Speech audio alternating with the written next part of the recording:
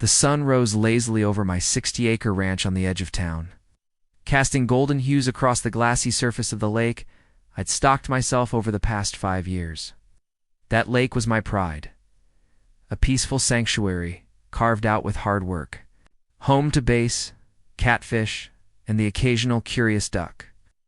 It was the result of sweat, vision, and long weekends with a shovel and a stubborn backhoe. You'd think a man could drop a line into his own water without inviting a storm. But that morning. As I cast my lure near the shallows, I had no idea my fishing rod was about to trigger a $1.2 million mistake for the local HOA. It started with a voice, sharp, shrill, and entirely unwelcome. You can't fish here. This is HOA managed land. I turned slowly, squinting against the light. On the far edge of the lake, separated from me by a wooden fence and 30 yards of brush, stood a woman in a pastel tracksuit, holding a tiny dog. Behind her were a row of beige cookie-cutter homes, the type that screamed conformity, complete with manicured lawns and trash cans hidden behind plastic latticework. I knew the development well. I owned the land before they built it. I'm fishing on my land, lady, I called back calmly, reeling in my line. This lake sits entirely within my ranch. She scoffed, shaking her head. That's not what our HOA says. We were told the lake is community access. This entire shore is part of the shared greenbelt. Now, this wasn't the first time. I'd had run-ins with the Willow Bend Lakeside HOA. They'd sent letters before. Complaints about my tractor making too much noise, or my pond pump affecting community water flow. I always dismissed them with the same shrug. They were under a dangerous assumption that because their homes were built around the perimeter of my land, they somehow owned a piece of it. I shook my head and turned back to the water. 10 minutes later, 2 sheriffs. Deputies pulled up in a cruiser, tires crunching across the gravel path I'd laid myself. They walked up cautiously, hands on their belts. Morning, I said, keeping both hands visible, rod in one tackle box at my feet. Sir. Got a call about a trespasser fishing on private property, one of them said. He was young, maybe, mid-30s, and already looked tired of the nonsense. Whose property do they claim I'm on? I asked the deputy, pointed across the lake. The same woman was still there, now flanked by 2 men in polos holding HOA clipboards like badges. I laughed, couldn't help it, gentlemen, I said, reaching into my back pocket and pulling out a folded map from the county registrar. I own all 60 acres surrounding this lake. The HOA built their development on a corner parcel they bought from me 10 years ago. But this lake, this land, it was never included. Still mine. They took the map, comparing it to the GPS on their tablets.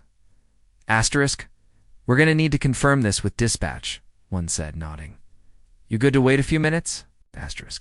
Take your time, I said, casting another line. What followed over the next hour was a slow unraveling of the HOA's fabricated claim. When the county land assessor confirmed via radio that the lake and its perimeter sat fully on my parcel, the officers walked across to speak to the HOA reps. I stayed put, watching the woman's face go from smug superiority to something between confusion and horror. It could have ended there. Should have. But when the deputies left and I packed up to head back toward the ranch house, a letter was taped to my gate the next morning. Cease and desist. Unauthorized use of HOA resources. HOA regulations prohibit non-members from utilizing community-shared natural features. I chuckled again, more irritated than amused this time. They doubled down, so I hired a lawyer. What the HOA hadn't realized was that by falsely claiming ownership of my land, especially in official HOA documents distributed to residents and county officials, they had crossed into dangerous legal territory. They had, for years, advertised access to Willow Bend's private lake in brochures, listings, and homeowner packets. They collected dues under the premise of maintaining a shared natural amenity, except that amenity was mine, my lawyer. A shrewd property law expert named Naomi smiled like a wolf when she read the letter. They've claimed exclusive rights to your property, she said. That's textbook misappropriation. If they built structures, docks, or even landscaped your land without a proper easement or permission. Asterisk, they built a gazebo last year, I interrupted. Right on the south edge of the lake. Asterisk, she leaned back, her smile widening. That's going to cost them. Asterisk. We filed suit, civil trespass, encroachment, and defamation of property rights.